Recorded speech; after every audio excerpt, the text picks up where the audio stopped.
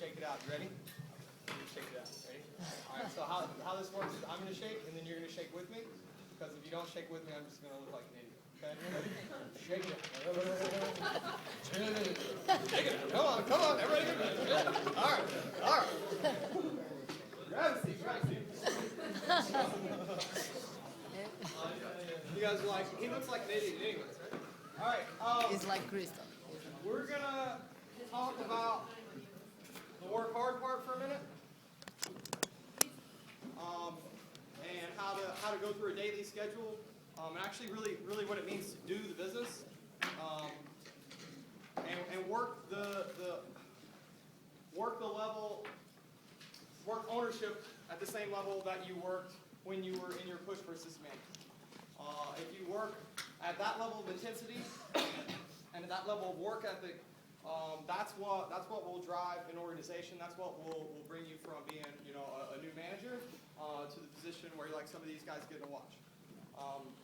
I didn't really understand this until I got the chance to work with Justin on a day-to-day basis when he was running an office in Bath Street. And I can tell you I was not prepared at all for the level of intensity with which he runs a deal. I had no idea what I was getting into, but it ended up being the best thing that ever happened in my career because I was able to understand how the level of commitment and the level of work ethic that it takes to truly provide an opportunity to people. So you think about the days that you worked the hardest in the field, the days where you were sprinting the doors, the days where you really had to work for the bell. Some days the bell came easy, and some days the bell didn't come easy, right? Some days the bell took everything that you had. And what I saw with working with him, it was like that every single day running an office. And a lot of this comes down to preparation. So most problems can be fixed with preparation. And if you're not prepared and you don't have a plan and you don't have an agenda and you don't have a schedule, you're naturally going to be limited to the size of an office that you can grow, and you're naturally going to be limited to the size of an organization that you can grow. So where does preparation start? We're going to talk about a daily schedule. And a daily schedule actually starts at night. So what do you have to have prepared the night before to run an effective business every single day? Especially if you want to have a big office. If you want to run above 30 guys, if you want to run a deal of 40 guys or 50 guys, if you want to run an organization, the level of preparation has to be immense. There's only so much that you can memorize. There's only so much that you can keep in your head at the same time. And you can imagine being in some of these bigger offices where there's 30 or 40 or 50 or 60 or 75 guys in one right now. You can't keep it all together. You will not be able to remember every conversation you're supposed to have. You'll not be able to remember all the little things that it takes. You'll not be able to remember all the little details unless you have a notebook, you write things down, you're prepared the night before. So we came up with this concept in Milan recently called the 10 preparations, or the 10 preparazioni. Is that right, Sean? Yeah. Preparazioni. So the 10 preparations. So this is what we cover every single night, and this is like our checklist. So anybody know friends who are pilots? Or know anything about pilots, or seen a show about airplanes, or seen an airplane, or okay. So pilots do the same thing, right? They have all these little controls, like there's a million things. If anyone's ever looked into the cockpit of an airplane, you're like, holy shit, what does all that stuff do, right? Well, there's so many things that they got to do, and they have a checklist for every single thing. So there's a checklist to taxi out to the runway. There's a checklist for taking off. There's a checklist for an emergency. There's a checklist for every single thing. And you've got the captain there, and then you've got the co-pilot. He's the one that goes through the checklist and check. That way they make sure they don't miss anything. Well, this is like my checklist for the next day. This is what's got to be done religiously to make sure that everything goes right. So what has to be prepared the night before? Number one, car rides. What does that mean? And by the way, all this is written down. So we don't have, sometimes people are like, oh, I got it all in my head. What's your plan for the day? Oh, it's in my head. It's right here. It's not right here. It's got to be on paper. So car rides. What are they? Who's going with who? How many do we have? Who's in a train? Who's in a car? That should be written up the night before. There's nothing worse than being in the morning and spending your whole morning, instead of working with your guys, instead of being in an atmosphere, instead of doing the things that you're supposed to do, running around trying to figure out who's going to sit in the driver's seat and where the day of O is going to go. It's just a complete waste of time. So preparing the car rides the night before. Now, will I have to make some game day adjustments on the next day if someone's sick or someone doesn't come in? Of course, but I want to have that written out the night before. 2, your morning meeting. What are you going to run, and why are you going to run it? What is the goal? Am I trying to drive sales? Am I trying to identify with a certain person? Am I just speaking with a specific group of people that need something big picture? So this is what I'm sitting down with my managers or my assistant managers at night, and we're saying, okay, what should we run the morning meeting on? What's the goal and why? Number 3, super important, impacts. These are the biggest tool to drive sales during the course of the day. And it's typically a leader that's going to be running the impacts.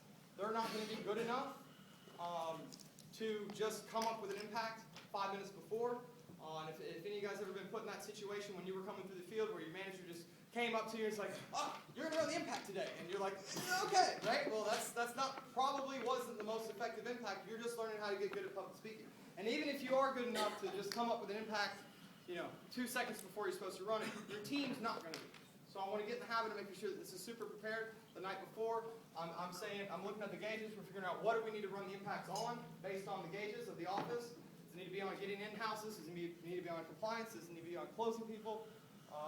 And then we're identifying the people who should run the impacts, and then we're preparing them for the impact the night before. So they already come in the day knowing that they're going to run an impact, they know what they're going to run it on, and they had time to practice it the night before. 4, retrains. Who are my retrains? Who are my potential new starts? Who is going to be retraining them? I want the leaders to get in the habit of setting up their own retrains. I want the leaders every single day, they come in, they've got 5 retrains on their team. They know exactly who each one of those retrains is going out with. And the person who's taking them also knows that they're going to go out with them. It's really hard to have an effective business at training people if we only figure out that we're going to train someone 5 minutes before we're ready to go to the field. So, retrains are set up the night before. 5, conversations. Now this is really important once you start to get above 15, 20 guys. Unless you have a photographic memory, it's going to be difficult to remember all the little conversations that you're supposed to have, so we write them out. Most of these conversations are all around this. Did I have anybody that was late today? Or did I have anybody that was out today? A lot of times we have offices that have problems with attendance. It's only because a person can disappear for a day, they can come back in the next day, and because you're so busy doing other things, they never even get a conversation. So it just becomes normal and acceptable and there's no consequences for it. So I've got a list of who was late today. I'm going to have a conversation with them at some point.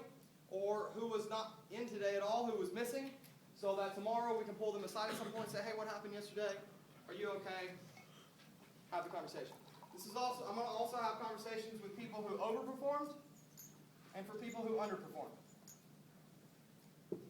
So I had a girl in her first week that went out and had a rest day yesterday. I want to make sure that at some point in atmosphere the next day, I'm going up to her, I'm pulling her aside and saying, hey, you had a fucking fantastic day yesterday. What was working for you? Tell us about it. I want to give her some recognition, and I want to make her feel good because that way she's going to do it again. I want to talk to her about, can she teach it? I want to see what's actually going on. This is going to keep me close to the center. Also, anybody that underperformed, especially like the top guy, probably needs a conversation. They need to figure out if something going on at home. Are they okay? What happened yesterday? And then any specific situations, whether they be family problems, whatever. Any specific conversations they need to have, I want to have a list of those written out the night before. 6, everybody's favorite, maps. Woo! Anybody ever wasted a whole morning cutting maps? Yeah. Anybody ever had their whole morning fucked up because the maps weren't cut? Yeah, I think everybody's done it, right? It's just a complete waste of time. We got to get it done at night. If you want to run a big deal, it's never going to be possible to cut that many maps in the morning. It's just going to be chaos. Cool? So we get the maps cut out at night. 7, do I have a road trip planned? Meaning, have we announced the road trip? By Wednesday, do we know who's running the road trip? Do we know who's going on the road trip? Do we know where they're going? By Friday, is every single thing set? Their accommodation, their territory, their maps, the process to get territory approved, everything that needs to be prepared for a road trip. Is it prepared? And I've got to check that every day and keep up with the status of it, where it's at. Anybody ever gone on a last-minute road trip? Yeah. What percentage of those do you think go really well? Not many, right? Of course not. And the more that I'm prepared, the more I can promote it, the more I can explain it, the more I can promote the person that's running it, the more I can build the greed of why to get on it. Got to have road trips prepared. 8, opportunity meeting, which we covered earlier. Has everybody seen it? Who hasn't seen it? When are we going to run it? What new guys do we have in? If I got 5 new guys that start on Monday, I'm not going to wait till Friday to have the opportunity meeting. That might be too late. I need him to see an opportunity meeting within 72 hours of starting the business. So how do we run one? Who's seen it? Who has not seen it? 9. My announcements. Got to do these at night. Justin talked a lot about these this morning, especially if I'm getting announcements from other offices, or I want to talk about high rollers in other offices because I didn't have any in my office. If I want to know what's going on in other countries and other cities, I want to know schedules. That may require me to get on the phone, talk to some other owners. I got to find out that stuff the night before. I'm not trying to call all the owners across the country in the morning, 5 minutes before my morning meeting, asking them, who was your high roller yesterday? And then 10, we didn't really know what to call this, so we just made up a word. We call it the lunchbox. Lunchbox. What this is, it's like we take a corner of atmosphere or a table, and we have a station with everybody's shit that they need to take with them to the field. So if you've ever been in a super disorganized office after the morning meeting, and there's like a chaos, it's like you released a hive of bees, and everybody's running around like, oh, where's my map? Oh, shit, where's my badge? Oh, shit, my tab card. Oh, I need these contracts. Oh, where are these contracts? Oh, we're out of fucking contracts. Shit, right? This is just chaos. And for any person that's new, that's looking at this, they're feeling really uncomfortable, right? And we don't exactly look like the most professional group of people when we're running around like, you know, the building's on fire and we don't know how to get out, right? So we have an area that we've set up. It's got everybody's tab art, for instance. It's got their map. It's got their badges.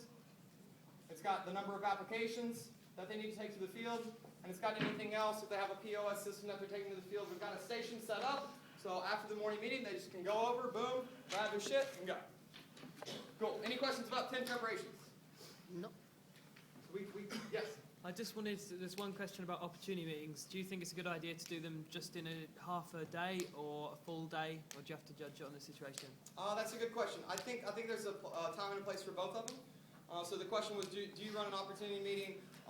You know, some of you guys have seen where we do like a whole opportunity day. And it just depends on the situation. So if I have 8 new guys that I'm really excited about that are super sharp, we may keep them back for a whole Friday or a whole Saturday or a whole half a day with me where we cover a lot of stuff. So we'll go over sales skills. We'll do a foundation meeting. We'll cover an opportunity meeting like you saw today, only a lot more in depth, maybe a little bit longer. We'll take some time to get lunch with them. We'll take some time to really get to know them, build a relationship, and they can get time to start to know each other and realize who their colleagues are. If I got a great group of new people, or if I have any kind of retention problems in my office, if I'm losing a lot of people, if I can't figure out, you know, why people are quitting in the retrain days, I'll pull them all out of the field for a day. We'll do this from the point that we leave up to like 4 or 5 o'clock. They get to see me. I get to sit down with each one of them. We can even do one-on-ones. We get lunch together. This is a way to keep close with the new people and build a relationship. If it's just a couple guys and things are going well, usually just a normal opportunity meeting in the morning, separate from the other guys who work. Good question. All right. So now we have the daily schedule. All those things are prepped, ready to go before I come in. So I'm ready for my day. I walk in with an agenda. I know what we're going to cover, who we're going to cover it with. I've got a plan. First thing we typically do is we want to get a breakfast. This is a time where I can sit down with somebody on my team and go over something. Cool? Whether it's building a relationship, whether it's sitting down with a new guy and going over specific conversations, or whether it's a guy that's going out on his first day solo, maybe I want to sit down with him. Maybe it's a leader that's trying to get better at sales. Anybody that's hungry for information that's asking me for a breakfast, I want to be accessible every single day to have a breakfast. Let's say you're Brian, you're ready to start up in the office, and you do ingredients in the morning, you just then do the whole thing. Yeah, I want to be accessible for breakfast. So even if I've got a prelim schedule or whatever, sometimes when things are really busy, I'll just put a sign-up sheet on a corkboard in my office and say, okay, here's the days that I'm available for breakfast, here's the days I'm available for lunch, and first come, first serve. What about other things when you're in If somebody's hungry enough to come in at 6:30, I definitely want to work with that person. Does that make sense? I never want to tell someone no for a breakfast. If someone's motivated enough to come in earlier than normal, like that's a guy I want to work with for sure. And if he wants to come in at 3 a.m., great. I mean, like that's the guy we're looking for, isn't it? Sorry, just quickly about the thing going on, jumping back a bit. Would you keep your leaders in to go through this stuff with you, like 10 points and everything like that? The 10 preparations? Yeah. No, I typically do that with the managers. Yeah. Cool, or with myself. I mean, these are the 10 things they just got to be done. The parts that I would keep the leaders back for, I don't cut maps, so I have a leader doing that. The impacts are obviously going to be run by leaders, so I need to get with those leaders at night. The retrains, I like to have the leaders set them up because I want them to take responsibility and have control over who's retraining their guys. I want them to be involved in that. Sometimes I'll overrule it, but I want them to be building the business the way that they want to build it in terms of who's training their guys. I know I wanted that control when I was in the field. And then car rides, I would maybe get some influence from the guys that are driving cars. But again, it should be a situation where guys are coming up to me. They know I'm planning everything at night, and then it's going to all be written down. So they're coming up to me saying, hey, I got a guy tomorrow on his second day. He's going to go out with Sean. Is that cool? And also my car ride tomorrow, I've got 2 first days. They're going to go out with me. My car ride's full. I'd also like to have this leader here. It's fine. Cool? If someone's motivated enough to be planning their own day, I'm typically going to let them, I'm going to take a lot of significance with what they want to do. Does that make sense? So the leader that can't be bothered to come up to me and tell me which car ride he wants to be in or anything like that, well, he can go anywhere. The guy that's building a crew that's coming up to me saying, hey, here's my plan for my team tomorrow. Here's where my retrains are going to go. Here's who I want in my car ride. Here's who I want in this car ride. Well, if that guy's motivated enough to be planning his business, I'm not just going to blow him up. I'm going to say, okay, cool, let's sit down, let's plan it. We'll go through it. Tell me the reasons why you want this person in your car ride. Tell me the reasons why you want this person to retrain. Right? I want to get them to understand the way that I think about it and the way that I would plan it. And then together we work on that so that by the time they're an assistant manager, they already know how to do car rides. They already know how to plan out who should retrain him. Good question. All right, so I have a breakfast. Then we'll typically have a crew meeting of crew managers or core meeting, sometimes this is called. So these would be, for instance, if I got a bunch of assistant managers in the office, this would be with the assistant managers. If I have leaders that are building a team, this is an extra meeting that they can get into to build greed. What am I going over there? I'm just going over their crews. So if Victoria has a team of 6 guys and Patricia has a team of 8 guys and everybody else has 1 or 2 people, I'd be sitting down with those 2 in the morning saying, okay, tell me about your teams yesterday. Let's go through the production. Who had higher averages? I'm also using this to create competition and say, hey, your team had a 3 average yesterday. Your team only had a 2. What are you going to do to fix that? How are you letting this girl beat you, right? Then we're going to go through specific conversations or situations that they have on their crew. Hey, I've got this guy. He's rolled a donut for 2 days in a row. What do I do? We're going to go through that conversation. Hey, this person, I've got 2 days on their first day solo. What's the conversation? We'll be able to cover that. Then we have a leaders meeting. I think a leaders meeting should be 2 things. 1, it should be inspirational. 2, it should be educational. Okay?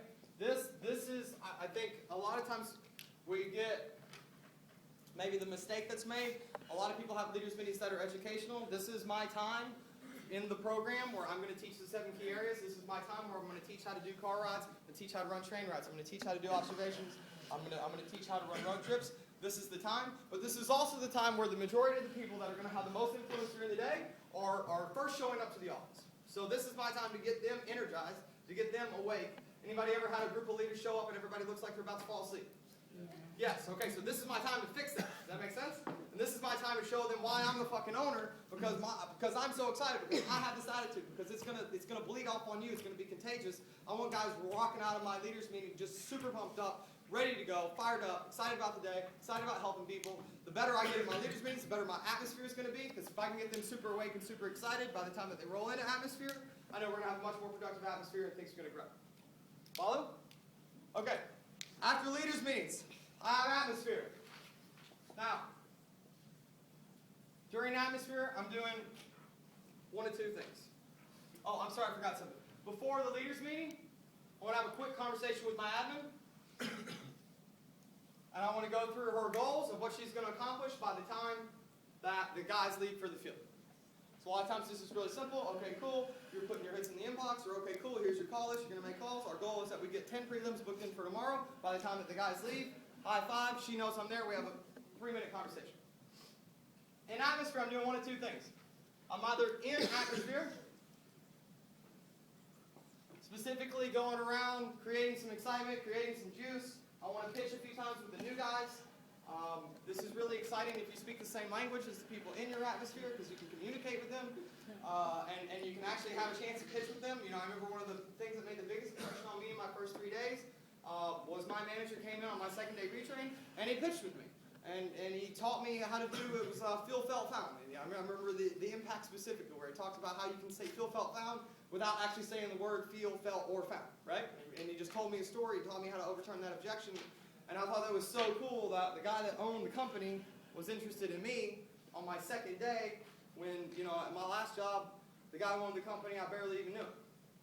So I want to make sure I get around the new people, and I want to touch them. I know that I'm going to be better at dealing with them than probably their leaders. That's why I'm the manager. So I want to get around those new people, give them some recognition. Also want to see how my leaders are training people. Also want to fix any situations that are going on. So I'm like the top leader in atmosphere. Or, this is where I'm pulling people aside and having my one-on-one conversations. Typically during atmosphere, I've got the production log in front of me of all the numbers from yesterday. So I see who's in, I see who's out. I've got my list of conversations I'm meant to have. And then I'm pulling people aside one by one by one. Okay, cool. Hey, what happened yesterday? Things really went down for you. What's going on? Is everything okay outside of the office, right? Or hey, cool, I'm giving a bill to the guy who had his best day yesterday. Either way, I have an agenda. Something's going on. This isn't just, I've got a target group of people that I'm working towards. I've got something that I want to accomplish. Either I'm going to spend all day with this new guy on his first day solo, and I'm going to make sure that he has the best first day solo ever, or I'm going to focus on the leaders whose averages have been down, or I've got a group of new leaders that I really want to impact. But we've got an agenda for atmosphere. It's not just like free time. Cool? All right, next, after atmosphere, we've got the morning meeting. I want to do everything in my power to start this on time every day and finish this on time every day. What can hurt recruitment and what can also cause a lot of complaints is if my days of O get in for 10:30 and they have to sit there for 2 hours before they get to leave. That is not usually going to be a receptive group of observations, right? You're told to show up for an interview. You show up, you sit in a lobby with music and magazines and a bunch of other awkward people for 2 hours. You're probably not going to have the best attitude, and that's going to hurt my recruitment. It's also going to drive my administrator absolutely nuts.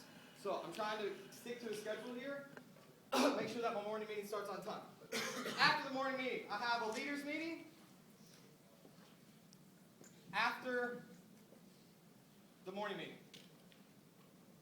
What am I doing here? Well, the first thing I'm doing is I'm handing out observations based on performance, based on production, which is going to push people. And this is really where I want to hit them in the gut. I want to do something to drive them that day with the leaders meeting. So this is like my time right before all the guys go out to the pitch on the championship game. This is the time where I want to be super intense and refocus them and let them know that this is the most important day of your life. We got to have this going on. We got to have this going on.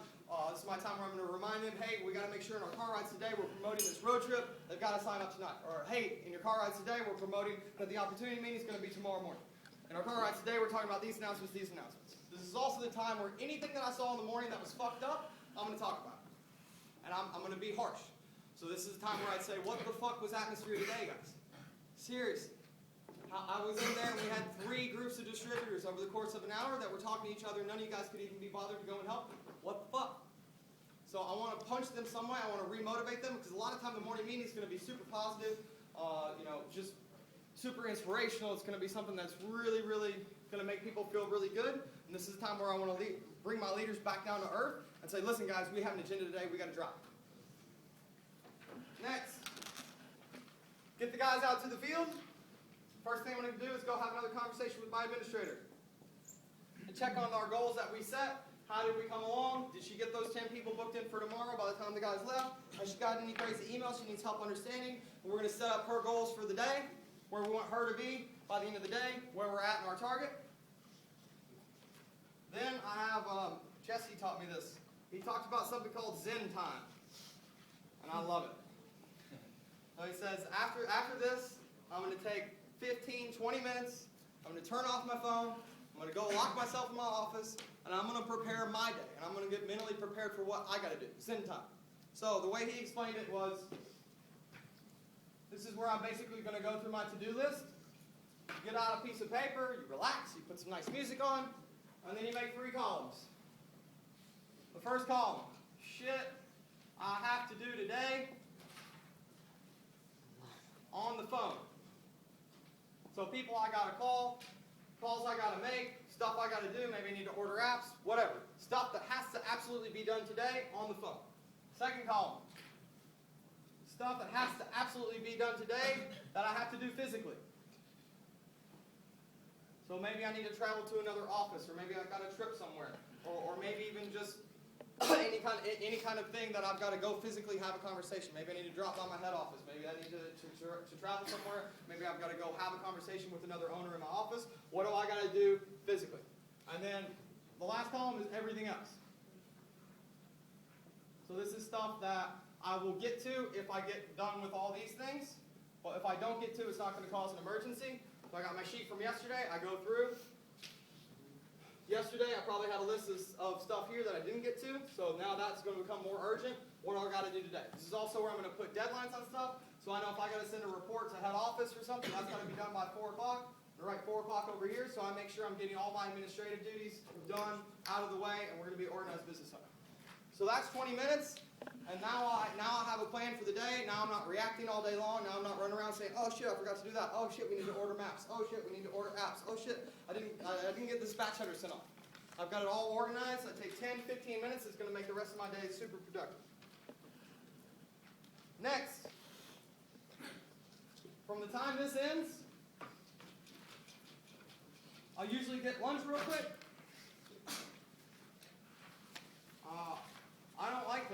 I don't leave my office for lunch. I don't leave my office unattended. There's got to be someone there 24 hours a day to pick up the phone. I look at it like, okay, if I need to have lunch with my administrator, then I'll cover the phones. She goes and grabs lunch for us and brings it back. But there's got to be somebody manning the phone all day. I look at it every day. Like today, the next vice president of the company is going to call. He might call right now. He might call me, and if I don't answer, he's going to call Cody. I don't want that to happen. So I'm religious about that. I have my lunch. Best to do it in the office if I can. And then I'm recruiting. I'm either doing prelims or I'm figuring out how the fuck am I not doing prelims. I'm sitting down interviewing people. My ideal day is I am absolutely slammed from that moment when they start till 2 hours before the guys get back in the field. I've got a full lobby all day long. Boom, boom, boom, boom, boom, boom, boom. I'm prelim. Now, in between my prelims, I want to make sure I'm having some contact with my admin. So in between my prelims, I'm coming by, I'm saying, hey Vic, how are things going? Cool, we're doing good out here, awesome. Oh great, how's Ownerville going? Okay, fantastic, cool. Got any questions, any objections, anything going on you don't know how to handle? No? Okay, fantastic. All right, you're already on 35. We're definitely gonna hit 60 by today. Awesome, cool. I'm constantly looping back in through the administrator to keep her motivated, to keep her excited, and to let her know that I care about her goals, and she's not just someone sitting in a corner being ignored. So if I'm not doing that, if I'm not absolutely slammed, we talked about this already, I am doing whatever I got to do to figure out how to make sure that tomorrow I am slammed with prelims. And how to make sure, regardless of the number of prelims that came in today, how am I going to make sure that I have an observation for every single person that rings the bell tomorrow. If I have a day where whatever, we have 0% retention for some reason, nobody shows up, I'm getting on the phone, I'm doing phone prelims. Whatever I got to do, I've got to make sure that I have enough observations tomorrow for every single person that rings the bell in my deal. Now, about 2 hours, so maybe if the guys get back at 8, then my prelims would end at around 6. I've got 2 hours or so before the guys get back, and this is my time to develop myself. What am I doing during this time? Well, typically the administrator is going to leave and be done, so I'm going to break down her day. We're going to go through, did she hit her targets? Did she not hit her targets? Can we help her hit her targets? We need to stay for 15 minutes longer with her. Can I make some phone calls with her? Can we help make sure that we accomplish her goals? We give her a high five, we get her out of the building, great job, fantastic, making sure we got her a lot of recognition. And the next 2 hours I'm spending doing the following things. I'm analyzing my business. I'm speaking for sure with my coach.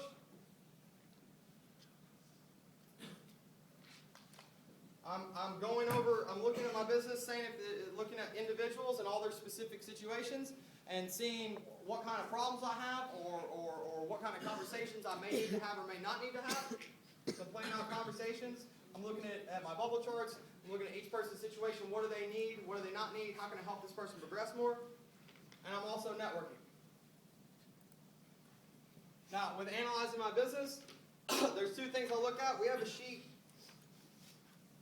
in our office that basically gives me the results of the recruitment pipeline for every single day of the week. It's really simple. So the first thing it'll have is it'll have Monday up here, Tuesday, Wednesday, Thursday, Friday. And here's the categories. First is what manager was in the office. Second, how many prelims were booked for that day. Third, how many prelims showed. What does that make my administrator's retention? What percentage is her retention that day? How many observations did I have booked? How many obs showed? How many third rounds came back that day? Maybe I had 9 observations show. How many third rounds did I do? How many new starts did I expect to have today? And how many new starts actually showed up? And what's that percentage? Then I have my in-town production, the number of sales, and the average. Then I have each one of my road trips. What was their production from the previous day? And what does that make their average? So this is one of the things that I'm going to look at. Also, we have a board where we track every single person in the office. Or you can do it on a sheet of paper, it doesn't matter. So I've got, this is the first part of my recruitment funnel, of my recruitment pipeline. And the second part, I'm listing out my office from left to right. We've got first days. And we've got people in their retrain days 2 and 3. Then we've got people that are first day solo. Then we've got people that are new distributors. Then we've got people that are distributors. Then we've got people that are distributors pushing for leadership. Then we've got people that are new leaders. Then we've got leaders. Then we've got leaders with the team. Then we've got assistant managers. So I've got all this listed out, my whole office, so I can now see more in a picture frame of mind what's happening with my recruitment and where am I losing people, right? A lot of times in our business, we just randomly guess at what our problem is. So we have 15 guys and we want to know why don't we have 25? And we just guess what the problem is. Well, I just guessed that I need better leaders meetings. Well, a lot of times what you guess is completely wrong. So I want to look at the actual data of my office to figure out where we're losing people. A lot of times if you just take 5 minutes to look at this, you say, oh, you know what? It's not, we're not starting anybody, but we're doing 60 prelims every day. We've got 20 observations every day. We're doing 10, 15 third rounds every night, but we're only having one person a day show up. So what do we need to work on? Well, we need to work on our observations. We need to work on the third round interview, right? So that's when I can say, okay, cool. I gotta get in there. I gotta find out what's going on in the third round interview. I'll do all the third round interviews for the next 2 days myself with the assistant manager right beside me, and let's figure out what the problem is. Or the same thing here. Are people moving through this chart? If they're not, where am I losing them, right? I remember Matt Goodchild talking about this last year, and he was talking about his office in Belfast, and they had all these people coming in. They were doing all these prelims, all these days vote, all these new starts, but from Monday to Monday, he stayed at the same number of guys. And he's saying, how is it that I stayed at the same number of guys, even though we did all this recruitment, all this work? Well, he looked at this sheet and said, oh, I'm losing every single person on retrain day 2 or 3. So now he knows, okay, what I got to cover in my leaders meetings for the next 2 or 3 days, or what to do on retrain days 2 and 3. Did that, and then in the next week, they grew by 10 guys. So I'm analyzing my business in this way, and based on what I see here, it's going to dictate who I need to network with and what I need to network on. So I'm not just networking randomly saying, oh, hey, is this Carolina? Carolina, can you tell me a morning meeting? No, I want to look at something that's relevant that I can get information about today. If it's third rounds, for instance, call this person up. They have a great third round. Help me, help me, help me. Here's what I'm experiencing. Can you give me your third round? Can I listen to you? Can we practice so that I can implement that today and fix my business? The guys get back. Before the guys get back, I want to make sure everything's set up. So I've got third round questionnaire set up. I've got all the lights on. I've got the music blasting. I've got atmosphere cleaned up. We are ready to go. It is a party, and I'm ready when my guys get back to see them at the door, give them a bunch of high five, start bringing them into the atmosphere room. What's going on tonight? A few things. Lobby control. I'm going to circle around, make sure my lobby is being controlled by my leaders, that we don't have observations talking to each other. Making sure that PM atmosphere is going on. That people are getting their days broken down, that every single person is getting walked out, that no one's leaving, having a bad day, not knowing why they had a bad day, not knowing what part of the system they didn't apply, and not having a plan for tomorrow of how to fix that part of their game so that they don't have a bad day again today. I'm making sure there's a crazy bell party or some kind of celebration for people that are doing great. I'm doing third rounds.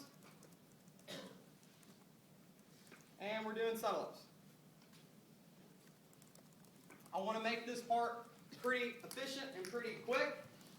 We already work a lot of hours, and the bigger that your office gets, the more this can become a problem. If I'm getting out at 11 o'clock and I have 15 guys, well, by the time I have 30, that can easily turn into all of a sudden, you've got everybody there and we're not leaving until like 1 in the morning. Well, that's going to exhaust people, so I'm trying to keep this process quick. So I'm not trying to have a 30-minute conversation with every single person during settle-ups, unless it's a really relevant conversation, in which case I'll say, let's get a dinner tonight. I want to get the distributors in, and I want to get them out. I want to make sure that all my leaders are getting settled up, and the third round's getting done quickly enough so that they can go and do their sit-downs with their team. I'm not trying to keep everybody back for hours and hours and hours at the office. It's just going to exhaust people. Then at night, I have a beer with somebody. This is super, super, super important, especially as a new owner. I remember tracking it when I opened my office in Maidstone. I think there was 310 days straight before I had a single night, including Sundays, where I didn't have a beer with somebody, where I didn't have a sit down with somebody in the business. And this, to me, is the most fun part of the whole show. This, to me, is the time where I get to go really get to know people. We have sit downs. I get to understand more about them. They get to understand more about me. I get to really know their person. This is the part of the business I love the most because, I don't even know how you call it work. It's not really work. I'm getting a beer with people that I care about and trying to help them get better. Then make sure my 10 preparations are done. And we repeat. And then the last thing I want to talk about is just the field. This can be the biggest advantage that you have as an owner. I really feel it was that way for me. I remember talking to Derek Colantonio in the States when I was about to open up and asking him, how did you get to regional so fast? How did you get to vice president so fast? How did you do this thing? How did you break all these records? And he said, Christoph, it's real simple. Every single day for the first year I was an owner, I went to the field half day on Thursday, I went to the field all day on Friday, I went to the field all day on Saturday, every single day. Didn't matter if we had big team days, didn't matter if we had events, didn't matter if we had whatever was going on, I was in the field. And I think it's just, in your career, it's going to take you a long time to become a person as skilled and knowledgeable at the business as like a Justin Cobb, where you can literally fix everything on the planet from behind a desk or over a phone call. And the way that you learned to build a team in the first place wasn't by talking to people and then they went and did something. The way that you learn to build a team, your skill set that you definitely have right now is you know how to go to the field, ring the bell, close an observation, and get that person in leadership, right? You've already done that. You've already built a team. So don't take away your biggest advantage. There's not going to be anybody in your deal better at observations than you. There's not going to be anybody in your deal better at retraining than you. There's not going to be anybody in your deal better at running car routes than you. So I did that a lot my first year, and if I could go back and do it again, what I would have implemented as part of my daily schedule every single day is I would have gotten in a train ride. We see a lot of new owners now, and it just doesn't make a lot of sense to me, especially in some of these smaller markets. Like, you'll do, 8 prelims a day on average. And then you have 6 days in a row where you're not going to the field, you're doing your 8 prelims. Well, I'd rather just put I'd rather do 16 prelims one day than go to the field the next. Then do 16 prelims the next day, then go to the field the next. There's very few problems, if any, in the business that can't be fixed if you just make sure that every leader has an observation and that you're in a train ride every day teaching someone how to do something. And a lot of times if you don't know what to run your leaders meetings on, or you don't know why you're not growing, or you don't know why your team isn't as big as it should be, or you're not excited about the size of your business, if you just get out in a train ride, it will become really, really, really apparent to you very, very quickly what's going wrong in your business. If you haven't gotten out in a train ride in your business recently, go do it. It's shocking sometimes. Sometimes I think, oh man, the business is humming along, I got these good group of leaders, things are going well, and then I get in the train ride for a day and I'm like, this is fucked. I can't even believe some of the conversations that are happening, We're pushing retrains out of the car and, running over them, and, there's all these bad conversations going on, and people getting left in the field, and, we're talking about numbers during the day. Like, you can never really trust. I always assume that things are a lot worse than they look like they are. And the other part of going to the field is I'm not just doing it to be there. I'm not just doing it because I know my promoting owner won't yell at me if I was in the field today. I'm doing it to replace myself. So the point of going to the field is so that eventually I don't have to go to the field, right? The point of going to the field is to help other people come through this program super, super fast. Well, let's say I have a guy like Josh Peace or a guy like Boyd Parker in my office. I could take, 20 days straight of running 20 leaders meetings about how to do observations. And maybe, at the end of those 20 days, he would know how to take out an observation and close it. Or I could take 2 days, go with him to the field with an observation, say, hey, listen, I'm not excited about where we're at. I'm not excited about, that you don't have a crew yet. I want to get you off to the fastest start possible. Every other owner in this country could sit back right now, put their feet on the desk, not do anything. I'm making money. It's great, but I'm not excited about where your career is. So here's what we're going to do. I'm going to go out to the field with you for the next 2 days, but here's your job. Cool? We're going to go over the car ride out. You got 2 days to get as good as me at. We're going to have an observation with us every single day, and you got 2 days to learn completely how to do the short story, completely how to explain the business, completely how to explain commission, completely how to overturn the objections. You got 2 days, and after that, I expect that you're as good as me. We'll sit down every night and go through it all. We'll do whatever you need, but let's get your career off to a fast start. Well, doing that for 2 days, by the end of the 20 days that it would have taken to teach him through leaders meetings, that guy could have a crew of 10 people, right? And how much better is my business after 10 people? Super excited. And how much more excited is he to be part of my office now? How much more excited is he that he's on this team? That I'm not ever too big or too whatever to drop down to his level and say, let's do this thing together. Because I know that's what I'm already good at. I know if I graduated the program, I can already do that. I can already teach people to do observations. So I don't want to just eliminate my best skill that I have in the business. Juice? Juice. Juice? Juice. All right, thanks, guys.